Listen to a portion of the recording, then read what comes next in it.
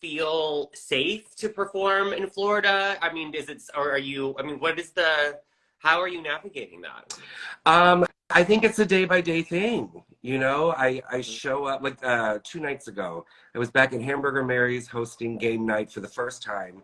It used to be family game night, which was something that I loved. It was like this creation that my best friend Gidget Galore and myself came up with, and it was a way to get, you know, the 6-year-olds with their parents, and then those parents with the grandparents. Everybody would come in, we'd play some games, we'd sing some songs, we'd have a good time.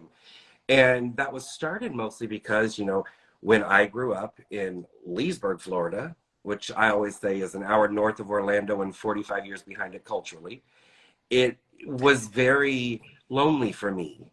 I didn't have anybody who looked like me or was weird or different in the way that I was. So I did feel very ostracized by the entire community.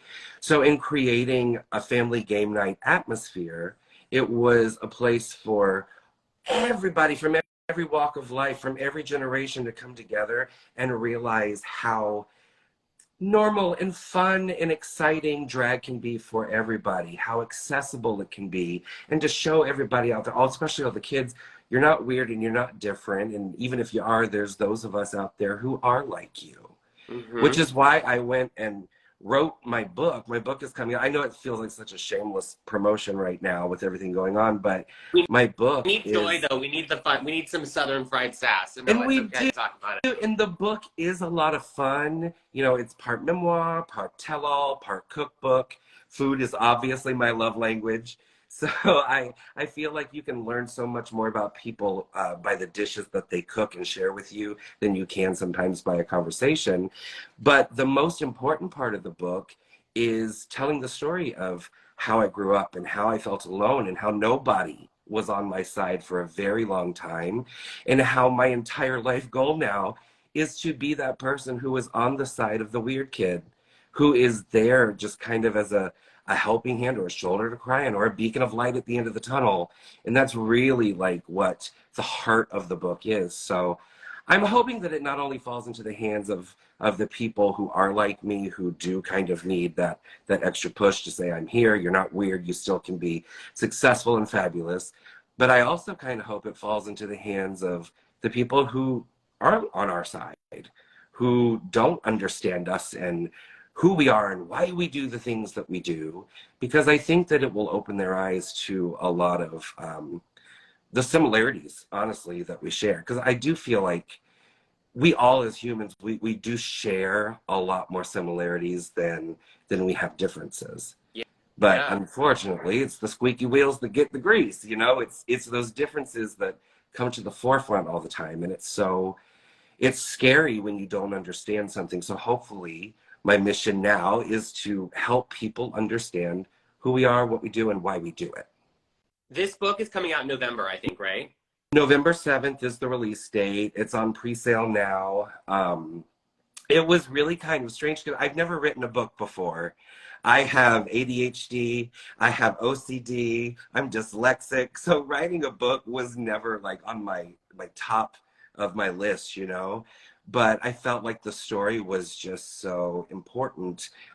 Once I started sharing bits and pieces of my story with people through Drag Race and meeting them on the road, I realized that we do have a lot of similarities, and people are looking for, you know, those things that they can connect with. So I faced my fears, faced my demons, and wrote this book, and I really hope that it does help a lot of people. You know what everyone's saying? Let's do this. Let's challenge everyone. Let's pre-order the book and like gift it to someone, like you said, that might never think to get it, and just get that message out there. Yeah, absolutely. And it's such an accessible story. It's kind of universal with its own little bits and pieces and details, but it's also just something that I think people will read and go, oh, I've been through that. Oh, I have felt like that. Oh, I've been there, girl. And everything is juicy in it, from the recipes down to the gossip. It's all really good. That is a good line. That's a very good sell. Do you have you been able to chat with any of your queens that are in Tennessee to see what, I mean, as we all know, they're making it next to impossible at this point for drag queens to earn a living, and it's really crazy. Have you been able to chat with any of your girls in Tennessee? Yeah, I mean, of course, I feel like, you know, as big as drag has become, it's still such a tight-knit, niche little community. We all know each other, we've all worked with each other, particularly those of us who have been blessed to be on a platform such as Drag Race. You know, I've spent a lot of my time working at Play in Nashville. I love those girls. Some of the most iconic queens from Drag Race have come from that bar. And it's so sad and scary to me that these people who have dedicated their lives to being these entertainers for these communities are now losing out on livelihood. Their lives are being threatened. You know, I remember when I first started doing drag, my very first drag booking was in Leesburg, Florida. It was the one and only gay bar that they've ever had, and it lasted maybe a year. It was called Attitudes. And we had to park our car in the ditch across the street from the bar. Then we had to run across the highway while these good old boys were sitting on the backs of their pickup trucks, screaming, you know, all sorts of obscenities, throwing bottles, throwing rocks, throwing all these things, just to get into that door and make $25, 2 free drinks, and risk everything just to bring everybody some happiness. And to me, like, that's what drag has always been for me. That's how I was raised in drag. To me, during every crisis, you know, you think about the AIDS crisis, the drag queens were the ones at the forefront. You think about Stonewall and the riots and gay rights, the drag queens were the ones at the forefront. They were the ones that were trying to make it better for everybody. And I think that's because a lot of us, we really do feel like we know how it feels to have everybody against you. We know how it feels to feel alone. We know how it feels to feel like nobody understands you. So we're always the ones that are going to speak up and be the voice for everybody else. Mm-hmm. No, thank you so much for sharing that. And with what you have ahead with the Golden Gals live shows coming up, very exciting. It's kind of going all over the place. For anyone that doesn't know about the show, tell us, because like I said, it like you said, it started as like an idea like years ago, and then now it's like beloved and it keeps going and there's more. It's so great. Yeah. So, you know, every friend group, I think whether you're gay, straight, bisexual, to anything, any kind of friend group, you always go, oh, I'm definitely the Blanche. I'm the Dorothy. Girl, you are definitely the Rose. And that's how it was in my friend group. And a couple years ago, I had unexpectedly found a little break in my schedule that lined up with my best friend Gidget and happened to line up with a couple of our other friends. And we were at a drunken Taco Tuesday night, as all good stories start. And we were like, you know what? Now's the time. Let's just do this. Let's just put on a stage production of the Golden Girls. We'll call it the Golden Gals, because we always called ourselves that. And we were like, we'll do it for ourselves. Nobody's going to come, but we'll do it for ourselves. So we announced it, and I think we had like maybe 2 weeks to put the entire production together. And within 48 hours, all the tickets had sold out. And we're like, what? Now we have to be good? Now there's a little more pressure on to make this great. And we didn't know how it was going to go. We ended up extending for almost a year at the Parliament House. Every time there was a break, we'd run in and we'd do the show. It would sell out every time. And we didn't know how it was going to go until opening night. We're standing backstage and the theme song starts and the whole audience starts singing along. And we were like, oh, they feel about the Golden Girls how we feel about the Golden Girls. And I really do think that that's because they were so progressive, especially for their time. They tackled a lot of plot lines that people never would have even thought to do. Even today, Right. I think people shy away from a lot of that subject matter. And it just kind of grew from there. We started out doing replicas of actual episodes. And then we said, okay, we've done that. That's fine. Let's try to do something that's a little more us, a little more original. So we ended up starting a production company called Fruit Wine Productions, where we take all of these classic television shows that we grew up with, and we re-examine them through a bit of a queer lens, just to kind of see how similar the storylines for the original and for us being queer artists kind of line up. And most of the time they do line up side by side. We've done Roseanne. I played Roseanne. I actually won Best Actress in Orlando for it.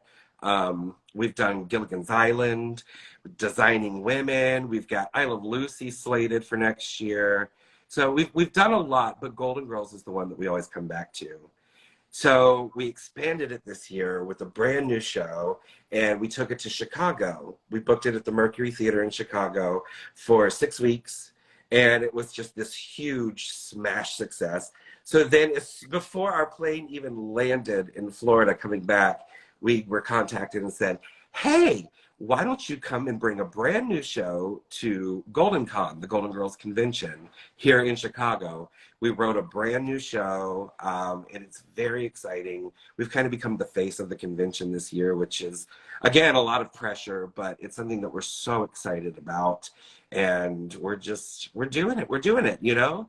We just had 4 performances in like a little mini South Florida retirement community setting, and they all went great. How did that go? It was great until literally the last minute that we were there. It was our final show, great crowd, standing ovation, lots of laughs, all of that.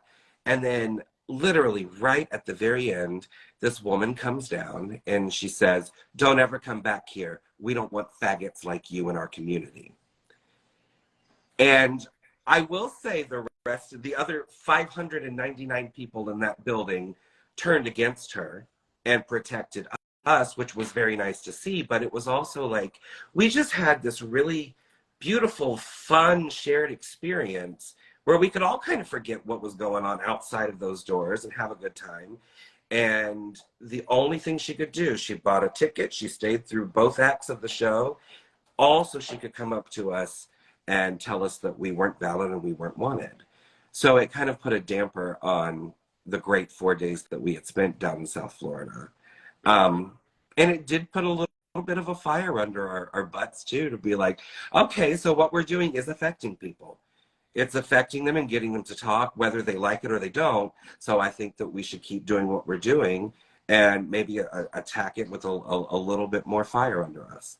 And that's what we're doing. Yeah, absolutely. I think that obviously with this Instagram Live, we're, preaching to the choir. We have a lot of your fans, a lot of people that support GLAAD, so we know, but we're going to make sure others see this interview too. So what do you want to say to people out there right now, like that lady or anyone in Tennessee that is trying to make drag, impossible, basically, or any of the other states that are reviewing these bills to really just ban drag queens, which we are not going to let happen. But what do you want to say to anyone out there?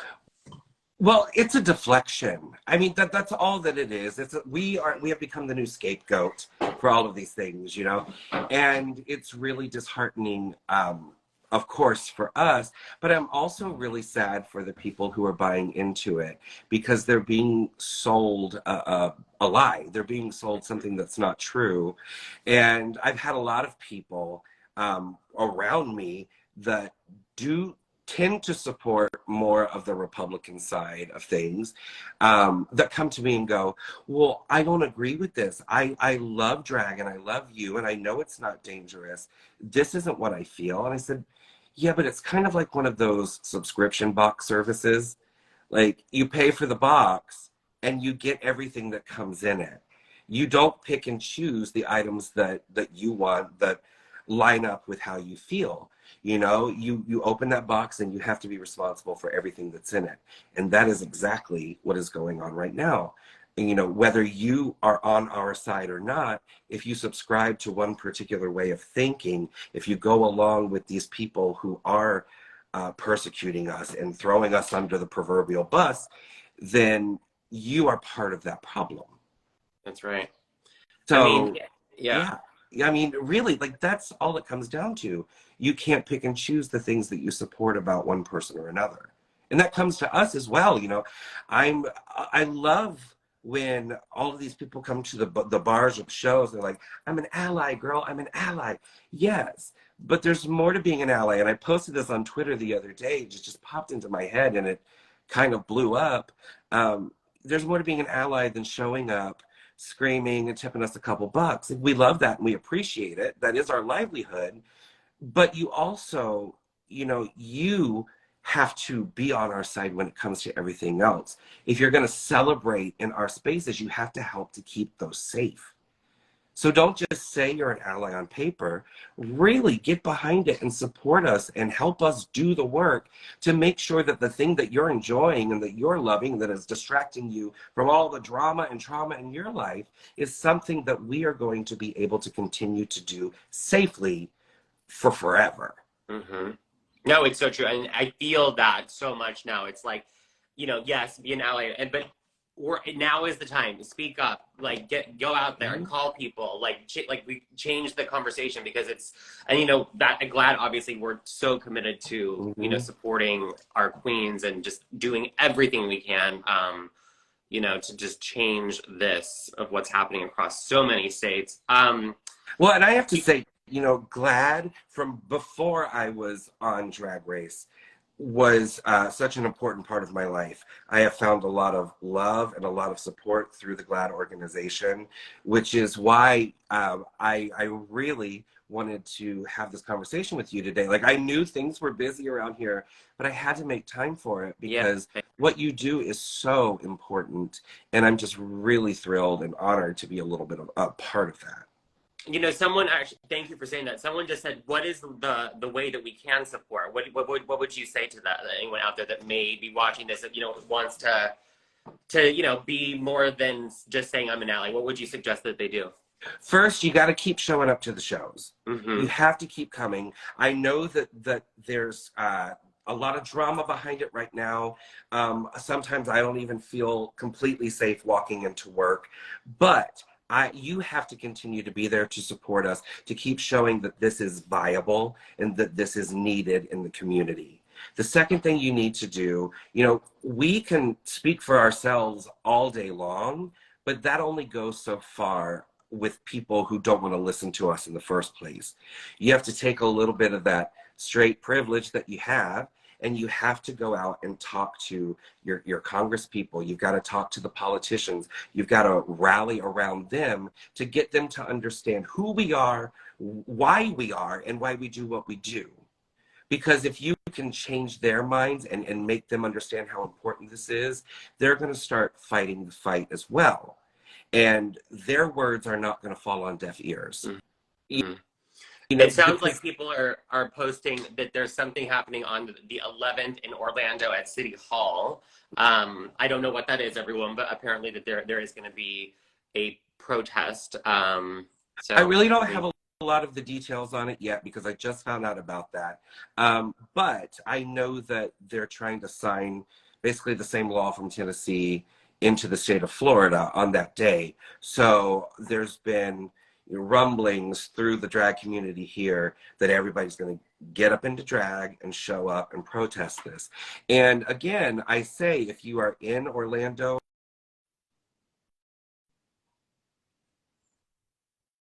be a part of that. Don't let it just be the drag queens. Mm-hmm. It can't just be us. We can't just fight for ourselves. We have fought for you. I'm going to look right into the camera. We have fought for all of you for so many years. We need your help on this one. We need you to show up and support us too. Yeah, absolutely. And we will do what we can to amplify that too. And I appreciate you sharing that. You know, I know you're so busy and we could go on, and I so appreciate the time. But before I let you go, remind anyone where Golden Gals Live is going, because it's coming up soon. Yeah, dates are popping up left and right. We keep getting booked here, there, and everywhere. There's a lot of good stuff in the works. I know we're in Vegas in a couple of months doing a big show there. The Golden Girls Convention is in Chicago, Illinois at the end of this month in just a couple of weeks. But you can go to goldengalslive.com. Get all that information. You can follow us at Golden Gals Live here on Instagram. And of course, follow me across all social media platforms for all the up-to-date minj information. The book is coming out. Make sure you pre-order that. Make sure you order a copy for somebody who needs to read it That's but probably right. wouldn't. I'm gonna do that. Is yeah. I have so many ideas. I'm just gonna start sending it all over the place, and we'll see You what should. happens. You really should. I'm doing the same thing. I just ordered a bunch of copies that I am going to send to Ron DeSantis, and I'm going to send it anywhere and everywhere that I can, so that hopefully it'll get into the hands of maybe one person that will That's read right. it and understand a little bit more. So yeah, just follow us on social media. We'll keep you up to date on everything we're doing. What's the last question, and it's a big one. What's your thought on the current season of Drag Race? Any favorites? Any thoughts? Predictions? Well, I love Sasha Colby so much, just like everybody else in the world, but I met her when I was still doing pageantry before Drag Race. We were both in the Continental system, and I fell in love with her there. I mean, just aside from being one of the best entertainers, I think that has ever been out there, she's also just a really lovely person. And then after that, she moved to Orlando, and I hired her to be on cast for a show that I was hosting for a year, for the year she was here. And then she left and went to LA, and the rest is history.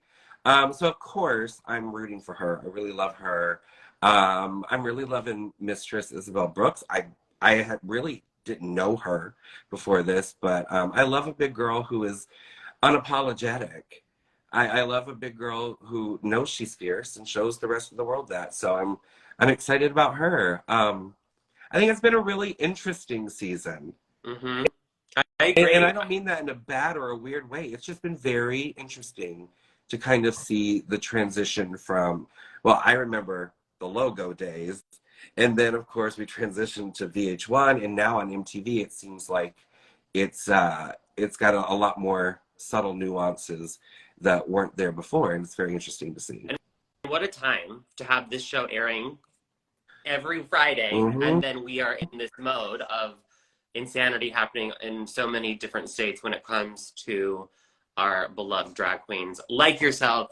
Ginger, I'm wishing you all the best. I so appreciate the time. We're going to keep this conversation up, make sure people see it and hear from you because it's so important. And just to remind everyone, yeah, like Ginger said, you can get your tickets for Golden Gals Live now. Pre-order the book. It's coming out in November. It's called Southern Fried Sass. I'm in. I love it. But stay safe. Again, wishing you all the best, and I so appreciate the time, and I hope to see you in person very soon. I hope to see you too, sweetheart. Talk to you later. Mwah. Bye.